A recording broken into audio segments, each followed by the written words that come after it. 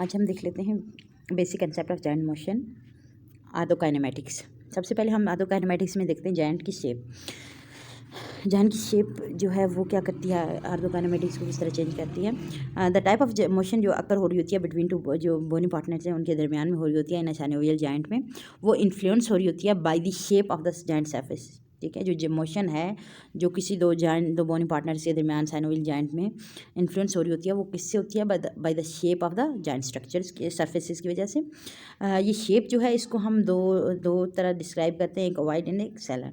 ठीक है, जब हम वाइड जायंट की बात करते हैं तो वाइड जायंट में क्या होता है, एक सरफेस कन्वेक्स होती है और दूसरी सरफेस जो होती है अदर बोन की वो कनकेव होगी। ठीक हो गया।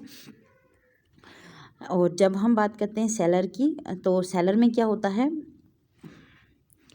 सेलर जायंट में क्या होता है, जब हम एक सरफेस यानी एक बोन की बात कर रहे हैं तो उसमें क्या होता है, उसकी एक सरफेस में क्या होता है, दो डायरेक्शंस होती हैं। एक डायरेक्शन में वो कनकेव होगी और इन वन डायरेक्शन, और कन्वेक्स होगी अदर डायरेक्शन में। इसी तरह अपोजिंग सरफेस जो अपोजिंग बोन होगी उस वो में भी क्या होगी, एक तरफ जो है एक डायरेक्शन में वो कनकेव होगी और दूसरी डायरेक्शन में वो कन्वेक्स होगी रिस्पेक्टिवली। ठीक है, similar to the horseback ride being in a complementary opposition to the shape of the saddle. आप यहाँ पे देख सकते हो, ये जो हमारे पास इमेज है इसमें वाइड जायंट जो है उसमें ये वाइड जायंट है जिसमें एक जो है हमारे पास वन सरफेस इज कन्वेक्स और अदर सरफेस इज कनकेव, ये वाली वाइड जायंट है। देन स्ट्रक्चर नंबर 2 में हम देखते हैं एक बोन जो है वो उसमें ये एक बोन है और एक ये दो बोन है। ठीक है, इन दोनों में इसकी सरफेस जो है दो डायरेक्शन में चेंज है, यानी कि एक डायरेक्शन में क्या होगी, कन्वेक्स होगी और दूसरी डायरेक्शन में कनकेव होगी। ठीक है, इसी तरह इसकी दूसरी सरफेस भी एक डायरेक्शन में कनकेव है और दूसरी में कन्वेक्स है रिस्पेक्टिवली। ठीक हो गया। अच्छा, अब हम देख लेते हैं, क्योंकि ये इंपॉर्टेंट पार्ट, क्योंकि अगर ये जो हमारे पास बोन का जो शेप है, सरफेस का शेप जो है वो हमारे पास मोशन को जो है अल्टर कर रहा होता है, ऑब्वियसली उसकी इन्फ्लुएंस हो रहा होता है। देन हमारे पास टाइप ऑफ मोशन जब भी कोई as a bony lever move कर रहे होते हैं about an axis of movement में, देर इज वहाँ पे क्या होता है, हमारी जो बोन्स है, बोन की सरफेस है वो भी मूव कर रही होती हैं आना अपोजिंग बोन सरफेस पे। ठीक है, अब देखो बोनी लेवर मूव करेंगे एक्सिस ऑफ मोशन पे, तो वहाँ पे मूवमेंट हो रही होती है कहाँ पे, बोन की सरफेस पे on the opposing bone surface in the joint. ठीक हो गया। जब जब भी हम बात करते हैं moment of the bony lever की, जब moment of the bony lever क्या कहलाता है, स्विंग कहलाता है। एंड इसको हम डिस्क्राइब कर रहे होते हैं जैसे कि हमारे पास फ्लेक्शन है, एक्सटेंशन है, एबिडक्शन है, एडक्शन है, रोटेशन है, ये सारी हमारे पास जो है moment of the bony levers हैं जिनको कहते हैं स्विंग कहते हैं। ये जो मोमेंट है हम इनको मेजर कर रहे होते हैं डिग्रीज इन अ डिग्री में, कि 20 degree 30 degree in a with the help of goniometer. हम गोनियोमीटर जो है इक्विपमेंट है उससे हम क्या करते हैं, इसको हम कहते हैं रेंज ऑफ मोशन। ठीक है, रोम्स बोलते हैं। ठीक हो गया। अच्छा, जब हम बात करते हैं बोन की सरफेस की बात करते हैं, motion of the bone surface in a giant is variable combinations होती हैं किस किस की, रोलिंग की, स्लाइडिंग की एंड स्पिनिंग की या फिर स्पिनिंग की। दीज एक्सेसरी मूवमेंट जो है एलो कर रही होती है greater angulation of the bone as it swing. ये एलो कर देती है ग्रेटर एंगुलेशन में, जब जो बोन है वो स्विंग करेगी। For rolling, sliding, spinning to occur there must be adequate. अगर जब भी यहाँ पे हमारे पास रोलिंग हो रही है, स्लाइडिंग हो रही है, स्पिनिंग हो रही है, अकर हो रही है, तो वहाँ पे इसका मतलब है एडिक्वेट कैप्सुलर लेक्सिटी है और जॉइंट प्ले है, इसकी वजह से ये सब चीज़ें ये सब हो रही है मूवमेंट। ठीक है, जब हम बात करते हैं स्पेसिफिकली रोल की, कुछ कैरेक्टरिस्टिक्स हैं, जैसे सबसे पहले जो है हमारे पास सरफेस इज इनकॉन्ग्रुएंट होनी चाहिए। ठीक है, जो एक पॉइंट है वन सरफेस का वो मीट करेगा ने पॉइंट पे ऑन द अपोजिट सरफेस पे। ठीक है, जो रोलिंग होगी वो result in angular motion of the bones. Rolling की वजह से जो है angular motion of the bone हो रही होगी, यानी कि स्विंग करेगी बोन। और रोलिंग जो है वो सेम डायरेक्शन में होगी स्विंगिंग बोन की, चाहे वो सरफेस कन्वेक्स है या फिर कनकेव है। ठीक है, always same direction as a swing bone motion होगी, उसी तरफ होगी चाहे वो सरफेस कन्वेक्स है या कनकेव है। रोलिंग अगर जब भी रोलिंग अगर अकेली अगर हो रही है कहीं पे, तो उसकी वजह से जो जहाँ पे जो सरफेस है ऑन द साइड, उस साइड पे जहाँ पे बोन स्विंग करेगी या एंगुलेशन जहाँ पे बोन की हो रही है, उस सरफेस पे कंप्रेशन आ रही होती है, और जो उसकी अपोजिट सरफेस है यानी अदर सरफेस जो है उसमें सेपरेशन हो रही होती है। ठीक हो गया। पैसिव स्ट्रेचिंग जब हम दे रहे होते हैं यूजिंग एंगुलेशन, जब हम बोन एंगुलेशन के साथ पैसिव स्ट्रेचिंग देते हैं तो उसकी वजह से क्या होता है, स्ट्रेसफुल कंप्रेसिव फोर्सेस जो हैं to the portion of the joint surface पे हो रही होती हैं, जिसकी वजह से potentially leading to joint damage, उसकी वजह से जॉइंट जो है डैमेज होने के चांसेस होते हैं। ठीक हो गया। यहाँ पे आप देख रहे हो अच्छा, एक और है यहाँ पे, इन abnormal functioning giant, pure rolling does not occur but in the combination with the giant sliding and spinning. हम जब भी नॉर्मल फंक्शनिंग में, हम नॉर्मल फंक्शन में देखते हैं कि प्योर रोलिंग हमें नहीं अकर हो रही थी, बट कम्बिनेशन ऑफ स्लाइडिंग और स्पिनिंग में हमें रोलिंग मिल रही होती है। हम अभी आपको बता देते हैं, जब ये इमेज है यहाँ पे जो है presentation of the one surface rolling to another, जैसे ये सरफेस है मूव कर रही है दूसरी सरफेस पे, तो जब ये वाला अगर हम इसका कंटेक्ट को रखेंगे तो ये हमेशा न्यू पॉइंट के साथ मिलेगा अपोजिट सरफेस में। जैसे ये पॉइंट था वो न्यू पॉइंट के, ये वाला पॉइंट जो है इसी यही वाला पॉइंट न्यू पॉइंट के साथ अपोजिट सरफेस से मिलेगा। जब हम देखते हैं रोलिंग जो होती है वो ऑलवेज सेम डायरेक्शन होती है as the bone move, where moving is concave होगी या फिर कन्वेक्स होगी। ठीक है, जब भी कन्वेक्स होगी सरफेस या फिर कनकेव होगी। ठीक है, दोनों में सेम डायरेक्शन में होगी। देखो बोन मूव हो रही है ना यहाँ पे इस तरफ, ये भी बोन मूव हो रही है। ठीक है, चाहे सरफेस कनकेव है या कन्वेक्स है। अच्छा, इस तरह हम देख लेते हैं slide in translation. Slide in translation की जब हम बात करते हैं, characteristic of one bone sliding across the other include the following. Pure sliding जो होगी वो मस्ट कब होती है, जब दो सरफेस जो हैं कॉन्ग्रुएंट होनी चाहिए। ठीक है, दो सरफेस कॉन्ग्रुएंट होनी चाहिए या फिर आइदर फ्लैट हो या फिर कर्व्ड। ठीक है, same point of one surface meet to contact with the new point on the opposite surface. Same point जो है वन सरफेस का वो नए पॉइंट के साथ अपोजिट सरफेस से मिलेगा। जैसे यहाँ पे जो ये वाला सेम पॉइंट है, ये वाला जो यही वाला पॉइंट यहाँ पे नई सरफेस के साथ मिलेगा। यहाँ पे फ्लैट में ये इन्होंने बताया हुआ और ये कर्व में बताया हुआ। ये फ्लैट है और ये कर्व है। अच्छा, और इसकी क्या करेक्टरिस्टिक्स हैं। प्योर स्लाइडिंग जो है वो does not occur in a giant because the surface is not completely congruent. जो प्योर स्लाइडिंग है वो जाइंट में नहीं होती क्योंकि सरफेसेस जो हैं वो कम्प्लीटली कॉन्ग्रुएंट नहीं होती। The direction in which sliding occur, जब स्लाइडिंग की डायरेक्शन जो है वो डिपेंड करती है कि स्लाइडिंग किस डायरेक्शन में अकर हो, whether the moving surface is convex है या फिर कनकेव है। हम देखते हैं कि कन्वेक्स है सरफेस या कनकेव है, उस पर डिपेंड करता है। अगर स्लाइडिंग अगर अपोजिट डायरेक्शन में है, जब हम देखते हैं स्लाइडिंग अपोजिट डायरेक्शन में है, हम देखते हैं कि अगर स्लाइडिंग जो है whether the moving surface is convex or concave, sliding in the opposite direction, the direction of the angular moment if the bone surface is convex। जब भी convex होगी तो convex होगी तो opposite होगी, और sliding in the same direction तो in same direction होगी। तो इसका मतलब है मोमेंट जो है वो हमारे पास क्या है, सरफेस जो होगी मूविंग करेगी वो होगी convex। Sliding in the same direction as angular moment of the bone if the surface is concave। concave होगी तो सेम होगी, convex होगी तो अपोजिट होगी। ठीक है, CC सेम, CV अपोजिट। ठीक है, यहाँ पे हम देख लेते हैं, जैसे ये देखो इसमें इन्होंने बताया हुआ है एंगुलर मोमेंट, यहाँ पे एंगुलर मोमेंट हुई है क्योंकि one surface of bone is convex है। यहाँ पे देखो बोन कन्वेक्स है, कन्वेक्स बोन है, तो स्लाइडिंग जो है, जो सरफेस ऑफ मूविंग बोन जो है वो कन्वेक्स है, तो इसका मतलब जो है जो डायरेक्शन होगी अपोजिट होगी, अपोजिट। ये देखो यहाँ पे मोमेंट हो रही है और स्लाइडिंग इधर जा रही है। अगर ये सरफेस कनकेव है, CC है, तो ये सेम डायरेक्शन में मूव करेगी, सेम डायरेक्शन में मूव करेगी। यहाँ पे एंगुलर मोमेशन इधर हो रही है और स्लाइडिंग भी इधर होगी। ठीक हो गया। अच्छा, देन है हमारे पास note, mechanical relationship is known as convex concave rule and it is theoretical basis of determining the direction of mobilizing force when the joint gliding techniques. जब भी हम जाइंट ग्लाइडिंग टेक्निक्स जो है वो यूज़ कर रहे होते हैं तो हम डिटरमाइन कर रहे होते हैं कि ये किस डायरेक्शन में हमने मूव करना है बोन को। कुछ एविडेंस थी, डिफरेंट स्टडीज़ जो देखी, उनमें थोड़ा सा जब भी ट्रांसलेशनरी मूवमेंट जो हो रही थी, ट्रांसलेशनल मूवमेंट जब अकर हो रही थी तो humeral head with the shoulder movement, जब ह्यूमरल हेड की जब शोल्डर मोशन के साथ उन्होंने देखा तो उन्होंने डॉक्यूमेंट किया कि ट्रांसलेशन जो है opposite to the predicted by the convex concave rule के अपोजिट है। लेकिन उनने जब उनने ह्यून्स एंड एसोसिएट ने क्या किया, प्रपोज किया कि अपरेंट कंट्राडिक्शन जो है कन्वेक्स कनकेव रूल की देयर इज रिजल्ट इन, क्योंकि वो क्यों थी, क्योंकि asymmetrical tightness of the shoulder joint capsule की वजह से थी। जब भी वो मूवमेंट कर रहे होते थे तो उसकी वजह से ट्रांसलेशन ऑफ द बोन जो है, बोन जो थी मोशन जो थी opposite into the direction of capsular tightness के अपोजिट हो जाती थी ना। तो इसके लिए वो जो कन्वेक्स कन्वेकेव रूल था वो उसके अपोजिट होगी, जो प्रेडिक्टेड था उसके अपोजिट होगी।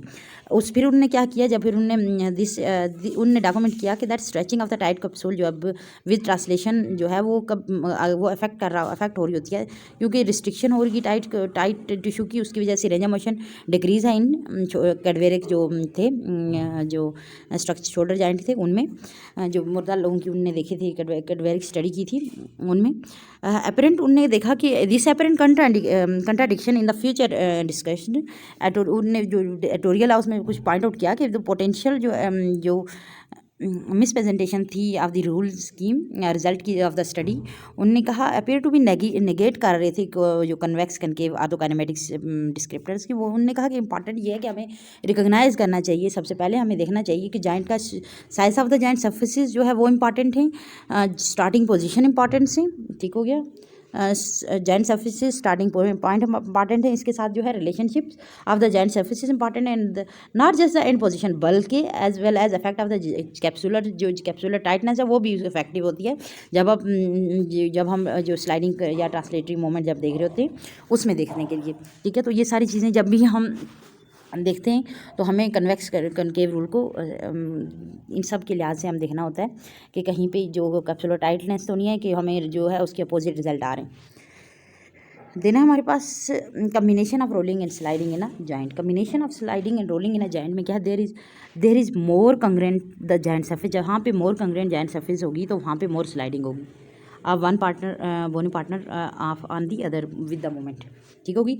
अगर जहाँ पे मोर इनकॉन्ग्रेंट जॉइंट होगी तो वहाँ पे रोलिंग होगी, there is one bony partner and on the other with the moment. जब मसल जो है एक्टिवली कंट्रैक्ट होंगे, जब यहाँ पे इन्होंने बताया हुआ जब भी मसल जो है एक्टिवली कंट्रैक्ट होंगे ताकि वो मूव करें बोन को, सम ऑफ द मसल में काज to control the sliding movement of the joint surface, जो मसल क्या करते हैं वो कंट्रैक्ट करते हैं ताकि मूव करें बोन को। कुछ मसल जो हैं वो काज कर रहे होते हैं या फिर कंट्रोल कर रहे होते हैं स्लाइडिंग मूवमेंट को, ठीक है ना। कहाँ पे जॉइंट सर्फेसिस में, जैसे कि इन्होंने एग्जांपल दी हुई है क्यूडल ग्लाइड जो होती है किसकी, ह्यूमरल हेड की, ड्यूरिंग शोल्डर एबडक्शन उसकी वजह से रोटेटर वो किसकी वजह से काज होती है, रोटेटर कफ मसल की वजह से। एंड पोस्टीरियर स्लाइडिंग जो है, या फिर उन्होंने बताया हुआ कि पोस्टीरियर स्लाइडिंग अगर है टिबिया की ड्यूरिंग नी फ्लेक्शन तो वो किसकी वजह से थी, हैमस्ट्रिंग मसल की जगह थी। अगर वो कहते हैं अगर इनका फंक्शनल लॉस हुआ है तो उसकी वजह से क्या है, अबनॉर्मल जॉइंट मैकेनिक्स हो जाएगी और उसकी वजह से माइक्रो ट्रॉमा और जॉइंट डिसफंक्शन हो जाएगा, ठीक है। द जॉइंट मोबिलाइजेशन टेक्निक जो हम इसमें हम जब देखते हैं वो हम जब भी हम यूज़ कर रहे होते हैं sliding component of the joint motion, वो हम यूज़ कर रहे होते हैं ताकि हम रिस्टोर करें जॉइंट प्ले को और रिवर्स करें जॉइंट हाइपर मोबिलिटी को।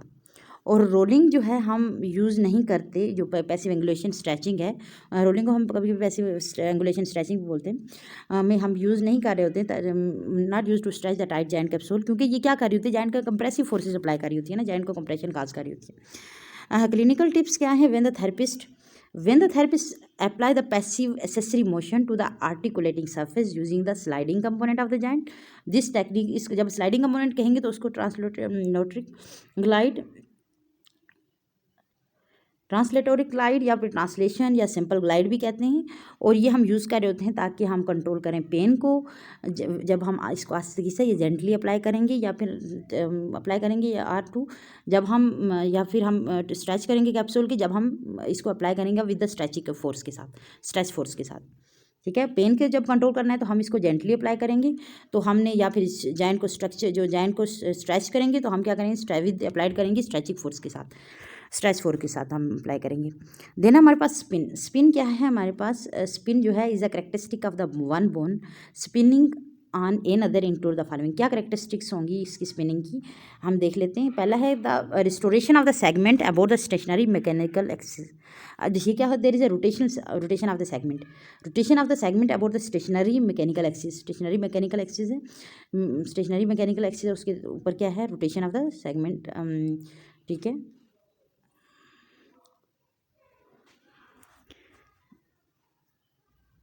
सेकंड इसका क्या है, अच्छा sorry, the same point on the moving surface create an arc of circle as a bone spin।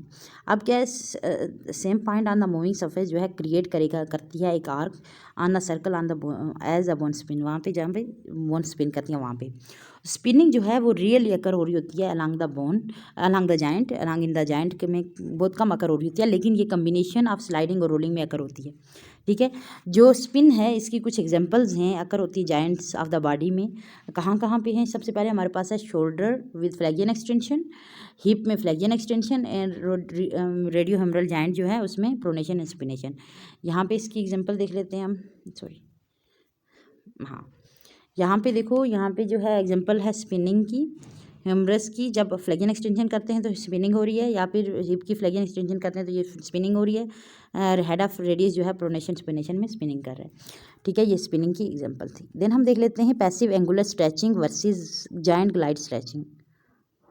देखो क्या है, पैसिव एंगुलर स्ट्रेचिंग जो है प्रोड्यूस हो रही होती है when the bony lever is used to stretch the tight capsule.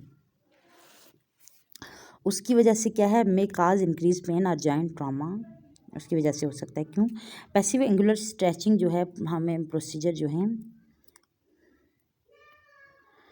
जब भी हम बांडेज लिवर में यूज़ कर रहे होते हैं तो वो यूज़ ताकि हम या स्ट्रेच जो टाइट स्ट्रक्चर हैं जॉइंट के उनको हम क्या करें, स्ट्रेच करें, उसकी वजह से वहाँ पे पेन या फिर जॉइंट ट्रामा हो रहा होता है। क्यों होता है वो ट्रामा, क्योंकि सबसे पहले to the use of lever magnify the forces at a joint, या तो लिवर जो है वो मैग्नीफाई कर रहा होता है फोर्सेस को एट अ जॉइंट पे। पहली बात, the forces cause compression of the joint surface in the direction of rolling bone, या फिर क्या है, जो फोर्स है वो कंप्रेशन कर रही होती है जॉइंट सरफेस को, कहाँ पे, जिस डायरेक्शन पे बोन रोलिंग हो रही है वहाँ पे। और या फिर क्या है, roll without slide do not replicate the normal joint mechanics. और रोलिंग जो है स्लाइडिंग के बगैर जो है वो रेप्लिकेट नहीं कर रही होती जॉइंट मैकेनिक्स को। ठीक है, अच्छा, जब हम देखते हैं जॉइंट, हमने पैसिव एंगुलर स्ट्रेचिंग की बात की ना, अब हम वर्सेस है ना, इनके दोनों में हम कंपैरिजन देख रहे हैं। और इसमें जॉइंट ग्लाइडिंग स्ट्रेचिंग की हम जब ग्लाइडिंग स्ट्रेचिंग प्रोसीजर हम अप्लाई कर रहे होते हैं when the translatory slide component of the joint function is used to stretch the tight capsule. हम जब ये यूज़ कर रहे होते हैं ताकि हम जॉइंट के फंक्शन को ठीक करने के लिए हम जब ये स्ट्रेचिंग फोर्स देते हैं ताकि हम क्या करें, स्ट्रेच और टाइट कैप्सूल को जब स्ट्रेच करें, और ये क्या होती है, सेफर होती है और मोर सिलेक्टिव है। ठीक है, ये सेफर है और मोर सिलेक्टिव क्यों होती है, पहली बात इसमें क्यों लिखी हुई है, the force apply close to the joint surface, पहली बात ये close to the joint surface पे अप्लाई करते हैं, and control by intensely compatible with the pathology. ठीक है, और the direction of force replicate the sliding component of the joint mechanics and do not compress the cartilage. अब ये क्या करती है, फोर्स जो ये डायरेक्शन ऑफ फोर्सेज हैं वो रेप्लिकेट कर रही होती है sliding component of the joint mechanics को, उसकी वजह से जॉइंट जो कार्टिलेज में कंप्रेशन है वो नहीं हो रही होती।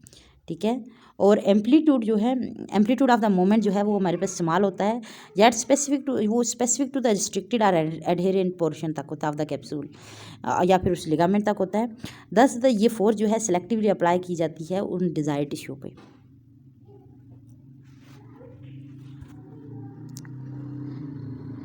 तो इसलिए जो है वो हम जो joint gliding stretching technique procedure है वो इस्तेमाल कर रहे होते हैं। अच्छा, क्या है अदर एसेसरी मोमेंट जो अफेक्ट कर रही होती है जॉइंट को, सबसे पहले हमारे पास कंप्रेशन जो है is the decrease in joint space between bony partner. Compression क्या कर रहा होता है, डिक्रीज कर रहा होता है जॉइंट स्पेस को between the bony partners. Compression normally occur हो रही होती है इन द एक्सट्रीमिटी और स्पाइनल जॉइंट में विद वेट में, जब भी आप वेट बेरिंग करते हो नॉर्मली कब अकर होती है, देखो स्पाइन में, हमारी स्पाइन की जॉइंट है वहाँ पे वेट बेरिंग की वजह से हो रही है, या फिर एक्सट्रीमिटी में वेट की बेरिंग की वजह से हमारे पास कंप्रेशन हो रही होती है।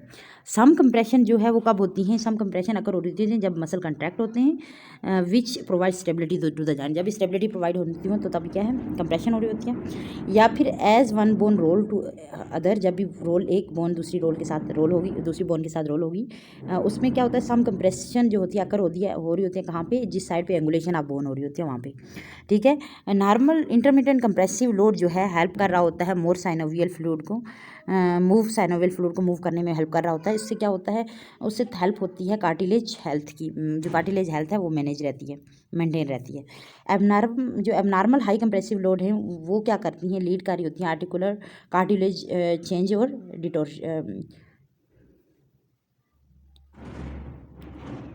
डिटोरिएशन काज करी होती है कार्टिलेजेस की कंप्रेसिव फोर्सेस। अच्छा, इसके साथ हम देख लेते हैं traction and distraction. Traction distraction जो है वो सिनोनिमस नहीं है। ट्रैक्शन जो होती है वो इज़ अ लैंगिट्यूडनल पुल होती है, और डिस्ट्रैक्शन जो सेपरेशन होती है, सेपरेशन या फिर जो पुलिंग अपार्ट जिसको कहते हैं। Separation of the joint surface जो है distraction does not occur when traction force is applied on the long axis of the bone.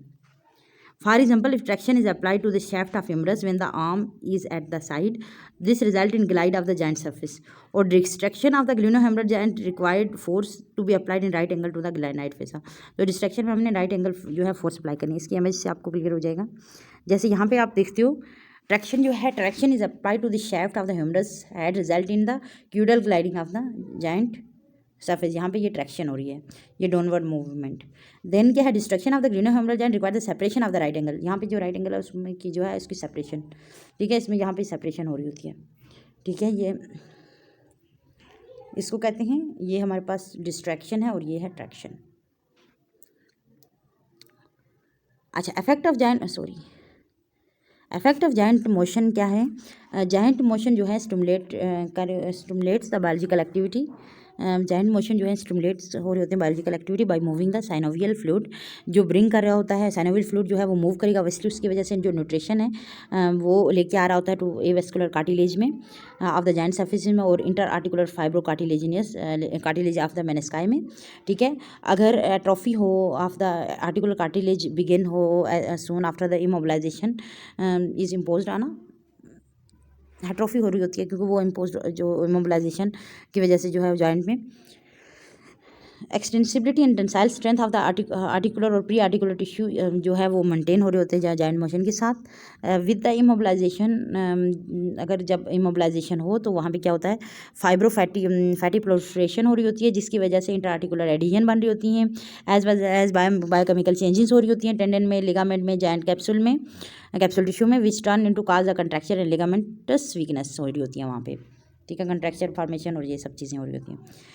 Then है एफरेंट नर्व जो है impulse from the joint receptor, वो transmit कर रही होती है information to central nervous system को जा रही होती हैं, एंड देयरफॉर वहाँ पे प्रोवाइड हो रही होती है awareness in position of sense की, क्योंकि वहाँ पे हमें पोजीशन और मोशन ऑफ द सेंस की अवेयरनेस हो रही होती है। अगर कहीं पे वहाँ पे इंजरी है, स्वेलिंग हो रही है विद इन द जॉइंट की डीजनरेटिव है, there is potential decrease in the important source of proprioceptive feedback, जो प्रोप्रिसेप्शन हो की दे रहे होते हैं ना, कि हम किस तरह पोजीशन इन द मोशन की वो इंफॉर्मेशन दे रहे होते हैं, वो डैमेज हो रहा होता है। कहाँ पे इंपॉर्टेंट सोर्स होते हैं ना प्रोप्रिसेप्टिव फीडबैक का, वो डैमेज हो रहे होंगे, दैट में affect the individual balance response, उसकी वजह से बैलेंस रिस्पांस भी जो होता है अफेक्ट हो रहा होता है। जॉइंट मोशन जो है वो प्रोवाइड कर रही होती है सेंसरी इनपुट रिलेटिव टू किस के लिए,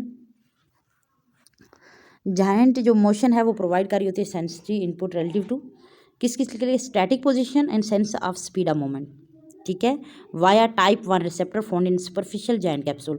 टाइप 1 रिसेप्टर जो हैं वो क्या करते हैं, static position and sense of speed of moment क्या है वो लेके जा रहे होते हैं फ्रॉम द जो फाउंड होते हैं रिसेप्टर जो सुपरफिशियल जॉइंट कैप्सूल में, वहाँ से। जब टाइप 2 रिसेप्टर जो हैं वो फाउंड होते हैं deep layer of the joint capsule और आर्टिकुलर फैट पैड में, जो क्या करते हैं change of speed of moment को लेके जा रहे होते हैं, ठीक है, सेंस लेके जा रहे होते हैं।